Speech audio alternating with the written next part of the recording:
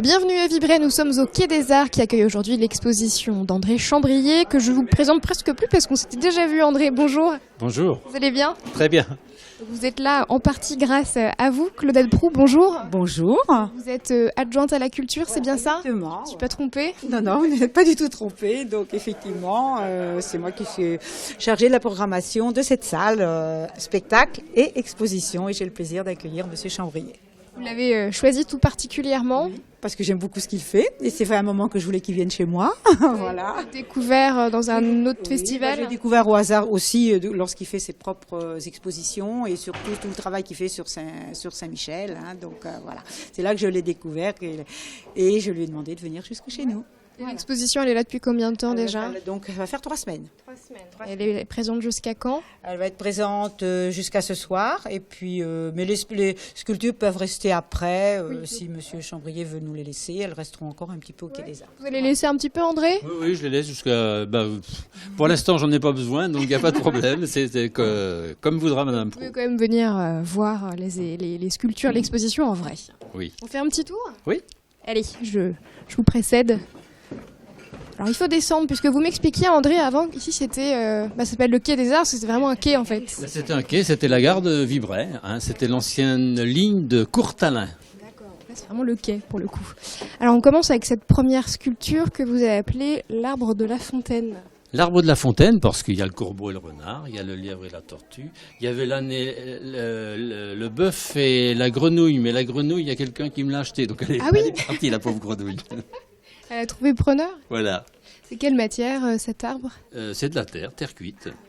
Terre cuite patinée, avec différentes matières, avec de l'acrylique, avec des pigments. Je remarque que les animaux sont un peu brillants. Qu'est-ce que vous avez mis dessus? Une sorte de vernis ou... Ceux qui sont brillants, c'est de l'émail. Ah, d'accord. Autrement, ce genre de choses, c'est une patine. Ouais, ce qu'on a vu à l'instant. Ça imite un petit peu le bronze, quoi. Donc c'est patiné. Et autrement, c'est de l'émail. Vous aimez bien les animaux, hein, parce qu'on voit beaucoup d'animaux là. Oui, je suis animalier. Animalier dans l'âme. Je dis toujours, je suis un paysan. Je suis un ancien paysan. Hein, mes parents étaient en agriculture et j'ai une âme de paysan. Et les animaux, ça vous plaît. Donc là, on a cette technique du raku. Vous avez certainement dû le voir dans d'autres épisodes, puisqu'on a déjà vu ce genre de technique qui est assez précise au niveau des différentes cuissons, il me semble. Oui, il y a 2 cuissons. Hein. On commence à faire une première cuisson à 1000 degrés pour faire un biscuit. Et on met de l'émail dessus et on remet au four à 1000 degrés. Et ensuite, on sort en fusion qu'on met dans de la sciure de bois. Le choc thermique permet donc de faire les craquelures que l'on voit là. Et c'est de la suie qui rentre dans les craquelures qui fait le noir. Et là, je vois par exemple l'âne qui est juste ici. Le noir est très précis. Est-ce que vous avez peint quelque chose par-dessus? Non, c'est justement, le noir, il n'y a rien dessus. On appelle ça enfumé, parce qu'il n'y a rien eu dessus, c'est la suie qui est dessus. Et comment vous avez réussi à mettre de la suie ici et pas là? Tout simplement, on met de l'émail où on veut que ça soit émaillé, on n'en met pas et ça reste. L'émail, c'est une matière qu'on peut travailler facilement, en fait. Oui, c'est liquide, c'est liquide, d'accord. Ouais, je comprends mieux. C'est une poudre avec de l'eau, en fait. Hein, c'est liquide, quoi. D'accord. Pour moi, l'émail, c'est quelque chose de solide, en fait. C'est pour ça que je voyais mal comment vous pouviez vraiment précisément en mettre là où vous voulez. Non, au début, c'est de la poudre. D'accord. C'est de la poudre. Et donc à la cuisson, ça fait de l'émail. On façonne comme on veut. Alors là, on retrouve une petite batterie d'animaux, mais un peu personnifiée quand même. Oui, je suis un peu mélomane, donc j'aime bien la musique. J'ai fait des musiciens. C'est un orchestre. Donc là, la matière, on reste sur de la terre également? Toujours de la terre patinée. Terre patinée uniquement. Ah, le chef d'orchestre, par contre, c'est un humain. Ah oui, lui... Mais tous les autres aussi, ils ont que des têtes d'animaux, c'est tout. On a un singe, un chien, un chat. Là, c'est quoi, un lapin? Un lapin, oui. Un lapin. Là, c'est un renard. Un cochon. Une chèvre. Et le chien. Et où est-ce que vous l'avez trouvé, cette inspiration, André? Il y en a plein. Il y en a trop, on ne sait plus où la mettre. Il y en a trop, d'ailleurs. Ça boue. Là, on a des petits animaux plutôt polaires, mais quand on les regarde comme ça, la matière, j'ai l'impression que c'est différent quand même. Non, c'est de la même matière. Ça, il y en a une qui est émaillée, l'autre pas. L'autre est brute. Je vais mettre de ce côté pour qu'on puisse les montrer à l'image. Ça, c'est pas de moi. Hein. D'accord. C'était Pompon. Pompon Ouais, le sculpteur Pompon, de renommée internationale, hein, qui a des œuvres au musée de. Le nom vient plus, la gare, ancienne gare de Orsay. Musée d'Orsay. D'accord. Mais peut-être que votre inspiration, elle vient de ce monsieur, non? Pas spécialement, non. J'aime les animaux. J'aime les animaux. Je suis un campagnard, voilà. Ça fait un bon point commun alors. Ah là, ça me fait penser un peu à un personnage de bande dessinée. Ça ressemble à ça, oui, ça ressemble un peu, oui. Quelque chose de connu. Oui. Jolly Jumper. Celui-là qui va plus vite que son ombre. Ah, c'est lui, d'accord. C'est très joli. Oui. L'illusion du fer, on en parlait hors caméra tout à l'heure, est assez impressionnante puisque lorsque l'on voit eh bien, ce matériau que vous appelez c'est simplement de la terre. De la terre, ouais. Une patinée. Une patine, c'est plusieurs cires qu'on mélange qui font cet effet de fer, quoi. On dirait vraiment du fer. C'est bien travaillé là au niveau de la crinière de Jolly Jumper. Comment vous travaillez avec quel instrument? Avec tout ce qu'on trouve. Hein. Ouais. Je fais ça avec un bout de brosse métallique qui a été abîmé. Donc on prend tout ce qu'on peut, tout ce qu'on trouve, un bout de bois. Ça vous prend combien de temps, par exemple, pour réaliser ce genre de choses? Alors là, vous me posez une colle parce que j'en sais rien du tout. Vous ne calculez pas? Non. Quand on aime, on compte pas, Voilà. c'est ce qu'on dit. Alors là, encore des chevaux, un en racoup, non? Oui, et l'autre en terre. Patiné. Très joli. Vous avez quand même le souci du détail. Hein. Oui, j'aime bien, voilà. Ah, ils sont magnifiques, ces éléphants. Donc là, on est encore sur de la terre. Oui. Là, vous allez peut-être avoir du mal à voir, mais ça, c'est grandeur nature. Waouh.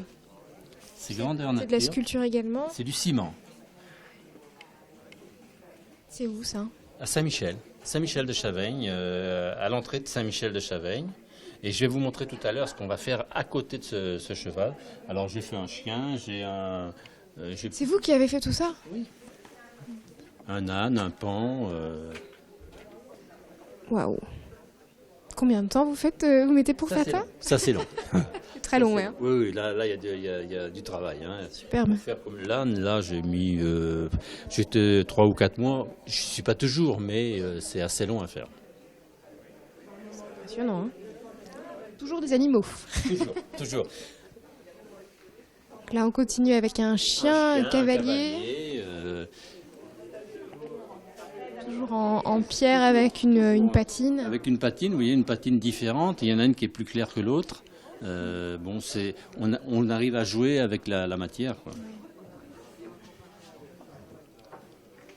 Et là, on a la maman avec sa petite famille. Les marcassins. La lait. La lait, oui, j'étais en train de chercher. Je me dis comment elle s'appelle. C'est pas des noms très courants. C'est très joli. Encore une fois, il y a beaucoup de détails sur les marcassins. Les marcassins, ils sont rayés comme ils sont quand ils sont tout petits. Oui, quoi. Ouais. Voilà. Alors, on dirait vraiment du bois. Non, c'est toujours de la terre. De la pierre, ouais. Toujours de la terre. Vous êtes le maître de l'illusion, en fait, André. Et derrière nous, on a un couple biche et cerf. Voilà, le cerf et sa biche. J'imagine que le fait d'avoir des détails assez fins comme ça, comme les bois du cerf, ça doit être particulièrement difficile de les façonner. C'est difficile de les façonner, mais c'est surtout très fragile. Hein. J'avoue que là, oui. Et pour les faire tenir là, sur la base de la tête, est-ce que vous utilisez de la colle, quelque chose, ou ça part de la même pièce? Ça part de la même pièce au départ. De toute façon, il faut que tout soit d'une seule pièce. Ouais. Donc, il faut que ça soit sculpté dans la matière. On n'assimile rien. Non.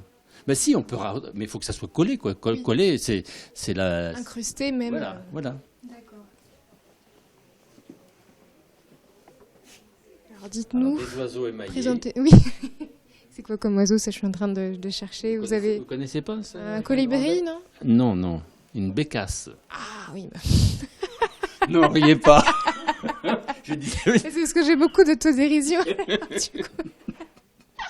Elle est superbe, cette bécasse, André. Elle brille.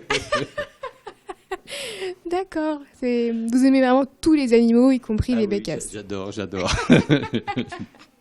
On va pouvoir Alors là, voir cette c'est sculpture. un personnage, j'ai pas voulu dire qui c'était parce que je voulais que les gens le reconnaissent. Et je vais vous le dire parce que tout le monde le reconnaît. Donc c'est Gandhi. Ah ben oui, évidemment. C'est une petite Donc, hésitation quand même, mais j'ai- les lunettes. J'ai pas trop mal réussi, voilà. On va dire ça. Très joli. Je vois ce que vous avez mis derrière. Là. C'est une couleur différente. Comment vous avez fait Pour les Vous cheveux. avez fait pour faire la couleur Toujours pareil, on joue avec les patines que l'on a, quoi. Hein, en mélangeant les patines. les détails là au niveau de la moustache et puis des rides, c'est impressionnant. Oui. Il faut essayer d'approcher au plus près du personnage. Tout à fait. Maintenant, On je va vais vous pouvoir, montrer voir le projet. une future grande sculpture, puisqu'elle fera 5 mètres de long, 2 mètres de large et 4 mètres de haut. Rien que ça, oui. Une sculpture que l'on fera, on va commencer bientôt d'ailleurs, à Saint-Michel de Chaveigne, pour Main d'Art, qui aura lieu cette année du 1er au 16 juillet. Et cette sculpture qui sera une sculpture construite en pierre de Roussard. C'est une entreprise Local, hein. locale Ça s'appelle comment qui s'appelle la Cemex. Une entreprise de béton qui nous a offert la marchandise pour faire ce genre de choses. Donc le roussard, c'est une pierre locale, hein, une pierre rouge. locale.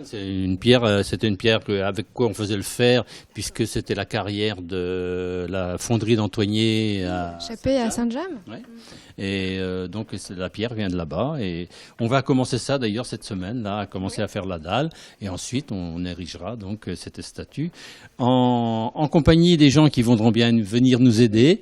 Hein. On accepte tout le monde, les bonnes volontés, les gens, les curieux qui veulent venir voir. C'est collaboratif. Voilà. Si les personnes qui nous regardent veulent venir un peu tailler de la pierre, elles peuvent venir. Elles peuvent venir. On commence donc le samedi 11 mars, je crois. Oui, 11 mars. Ça Oui, sera... c'est indiqué. Il y a un samedi par mois, le 22 avril, le 13 mai, le 17 juin, et ensuite pendant tout Main d'Art, donc à partir du 3 juillet jusqu'au 16 juillet. Et j'espère que ça sera terminé pour le 16 juillet.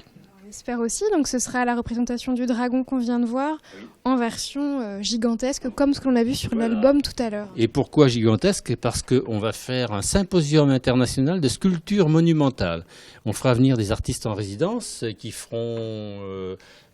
on leur donnera un bloc de pierre qui vont sculpter, faire une œuvre qu'ils laisseront sur place en partant. Donc ça sera quelque chose qui sera sur Saint-Michel pour faire de Saint-Michel la commune de la sculpture en Sarthe. Merci beaucoup à André Chambrier de nous avoir accueillis aujourd'hui pour parcourir votre exposition, nous parler de ce beau projet. On viendra vous voir alors. Merci beaucoup. Merci, on salue Claudette Proux qui est juste derrière vous, vous la voyez pas mais vous l'avez vu au début. Et puis une prochaine fois j'espère. Oui, j'espère, oui. Et merci à Claudette Proux. Venez Claudette. Merci beaucoup de nous avoir reçus. Non, c'était avec beaucoup de plaisir et j'ai aussi beaucoup de plaisir à ce que l'œuvre de Monsieur Chambrier soit connue et reconnue parce que je trouve qu'on a tellement de chance d'avoir un artiste près de chez nous et qui est passionné. Et ça, c'est très important. Je crois qu'avec la passion, on fait beaucoup de choses. Absolument. Voilà. Merci à Ce vous. sera le mot de la fin. Exactement. Allez, on file du côté du Mans. Je vous emmène maintenant en exclusivité visiter l'hôtel Le Prince. Peut-être que vous ne le connaissiez pas maintenant. Il existe depuis le XVIIIe siècle. Nous allons le visiter. C'est parti.